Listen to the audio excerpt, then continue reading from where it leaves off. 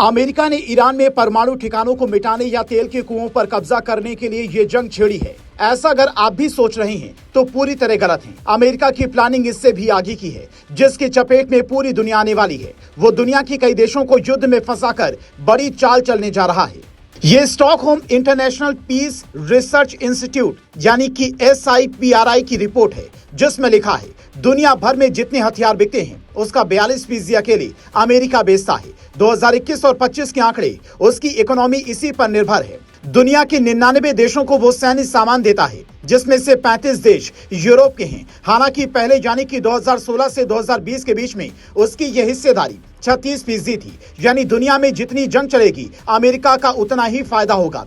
तेल के साथ साथ हथियार भी वो खूब बेचेगा। जबकि दूसरे नंबर पर फ्रांस है, लेकिन उसकी हिस्सेदारी सिर्फ 10% है। फिर रूस, जर्मनी और इजराइल का नंबर आता है। लेकिन अमेरिका दूसरे देशों की स्वेच्छा से ऐसा नहीं करता, बल्कि जबरन अपनी चीजें बेचने की कोशिश करता है।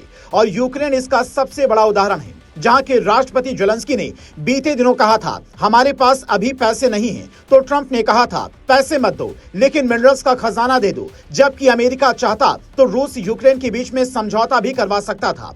तभी तो भारत में रूस के राजदूत डेनिस अलीपोव कहते हैं अमेरिका किसी को पार्टनर नहीं मानता, पार्टनर मतलब होती है बराबरी। और अमेरिका सबको जूनियर पार्टनर मानता है, खुद को सुप्रीम मानता है। वो ये नहीं चाहता कि दुनिया में शांति बनी रहे, दुनिया के देश तरक्की करें, इससे उसकी बादशाहत को खतरा होगा। इसीलिए कभी वो पाकिस्तान में डर पैदा करके उसे अपने सामान बेचता है, तो कभी अफगानिस्तान में ऑपरेशन चलाता है। अभी के हालात के हिसाब से मिडिल ईस्ट में जिन देशों को ईरान ने निशाना बनाया है, वहां अमेरिका बड़े पैमाने पर अपने सुरक्षा सामान बेचने वाला है, क्योंकि यूएई से लेकर कतर, कुवैत तक को ईरान से डर सताने लगा है। लेकिन इसके उलट ईरान में अब सद्दाम हुसैन की चर्चा होने लगी है।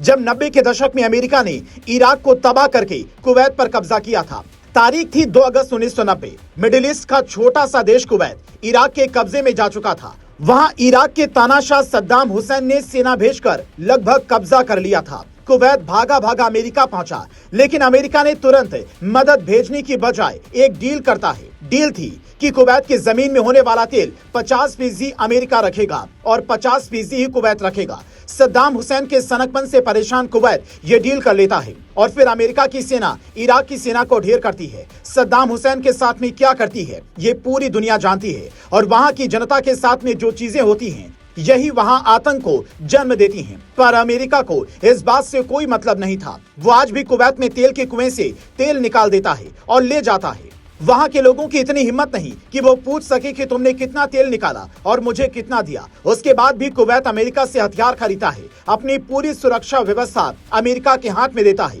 और उसे लगता है कि दुनिया की महाशक्ति उसे हर संभावित हमले से बचा लेगी। लेकिन ईरान जब मिसाइलें दागता है तो कुवैत की भी हालत खराब हो जाती है, और अमेरिका के सामने संकट ये पैदा होता है कि वो खुद बचे या मिडिल ईस्ट के उन खाली मुल्कों को बचाए जहाँ के बाजार पर उसने कब्जा कर रखा है। फिलहाल हालत यह है कि अमेरिका की सेना ईरान को इराक बनाने का ख्वाब पूरा नहीं कर पा रही है और नई जंग छेड़ने के मूड में नहीं है। या तो क्यूबा या दक्षिण अमेरिका ट्रंप के लिए नया जंग का मैदान होने वाला है, जहां पर उसके सामान की बिक्री खूब होगी। अगर चीन ऐसे वक्त में ताइवान को घेरता है तो ताइवान में भी अमेरिका का ही फायदा होगा। यही वजह कि भारत अब मेड इन इंडिया पर फोकस कर रहा है। भारत अब अपना ब्रह्मोस बना रहा है, अपनी टेक्नोलॉजी तैयार कर रहा है, क्योंकि अमेरिका किसी भी वक्त अपनी नीति बदल सकता है, जिससे दुनिया भर के देश टेंशन में हैं। वो चाहते हैं कि जैसे ब्रिटेन के शासन का सूरज डूब गया, वैसे ही अमेरिका की दादागिरी भी खत्म होनी चाहिए।